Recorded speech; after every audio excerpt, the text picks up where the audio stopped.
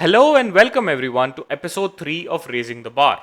I am Gaurav and today we will be discussing whether you can include terms in your contract which override provisions of the Indian Contract Act.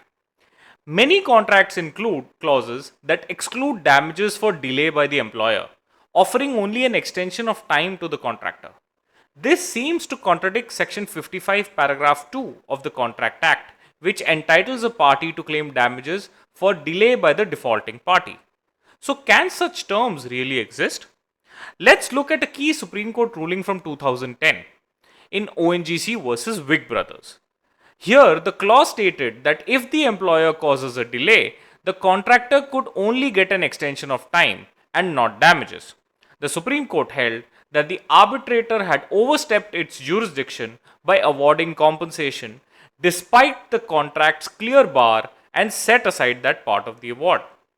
This was followed in 2024 by the Division Bench of the Delhi High Court in Plus 91 Security Solutions versus NEC Corporation, which reaffirmed that if parties agree to exclude certain types of damages, such an agreement must be honored.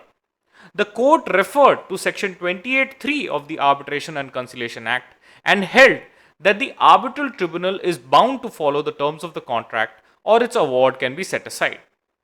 At this point, I would like to draw your attention to the 2017 judgment of the Supreme Court in All India Power Engineer Federation versus Sasan Power, which dealt with the issue of contracts overriding statutes. The Supreme Court analyzed the previous judgments and clarified that statutory provisions can be overridden by contract if the provision is directory and not mandatory, and if public interest isn't affected. Please note that mandatory provisions are those which invalidate actions or impose punishments. Directory provisions do not.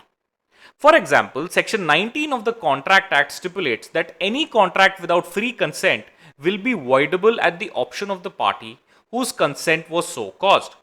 Now, Section 19 is mandatory, which means no contract term can override it. But Section 55 does not invalidate actions or specify punishment, making it directory.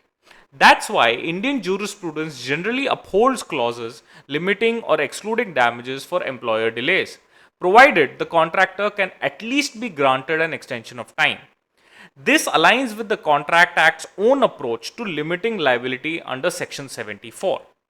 That is all for this episode. For more insights, subscribe to my social media channels. Stay tuned, stay sharp, and keep raising the bar.